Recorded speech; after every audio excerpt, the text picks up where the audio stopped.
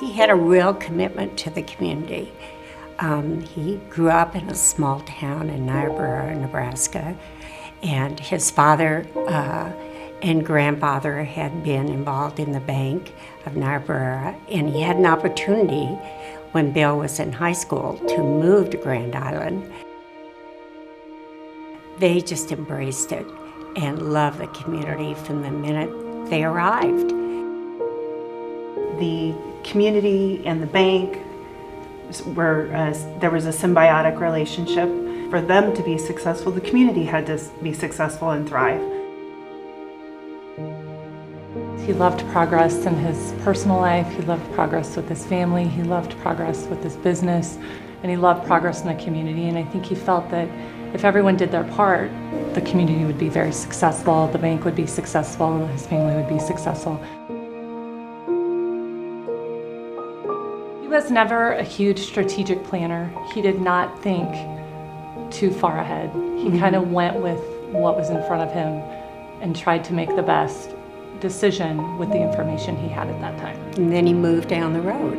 You know, and he didn't second guess it either. He never second guessed things. That was one of the best things about my husband. When I was a doubting Thomas, for whatever reason, he just kept telling me to just move down the road. When they were moving the state fair from Lincoln and thinking about a place to move it, Bill was a real advocate on moving it to Grand Island. Even when he mentioned it to me as first, I thought, oh, I don't know whether this can happen. He just had a way of thinking outside the box, like Kara said, making it happen. Given his background, he was the perfect person to have on the finance committee. And I gotta believe that Bill was really important behind the scenes, even kind of mobilizing the community and the kind of support that we see today. Bill had a very steady hand and a calm demeanor. I like to think that I see the good in people, and I think Bill did. You can talk to anyone, and anyone should be able to talk to you. I feel like Bill was that kind of individual. He had a very calming influence, and he was very tall, but he was very gentle, and he was a good listener, and I think those attributes contributed to people having a calm attitude about things. The thing that I think that drew people to my father was that he was not calculating or manipulative. He was just doing it because he liked to see the community thrive. People were drawn to him because it came from the heart. But he also liked the little things. When he had loaned money to a customer and they were doing an expansion on their plant or their business, or a new office building was coming to town, he loved seeing success. He was so grateful when people were successful, and it was very genuine, and I think people really saw that. But I do think he had great expectations of Grand Island, and I think he loved witnessing it and being involved in it. He just always was trying to make Grand Island a better community.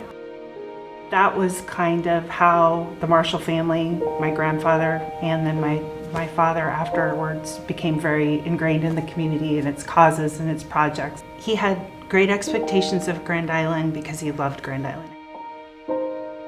I think after he passed away, we all kind of looked at each other and said, whoa, yeah. You know, this is, he's made a huge impact on so many people because he made such a big impact on our life. Well, he was very proud of both the girls and the grandkids and Sherry. And so I don't think there's any question that they feel fortunate to have had him for a father, but also it was reciprocal that he took a great deal of pride in his family.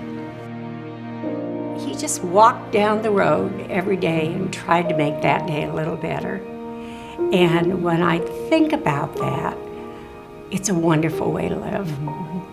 One thing that he would say, if you do things for the right reasons, good things will happen. And he lived his life like that. And he kind of lived his life like that.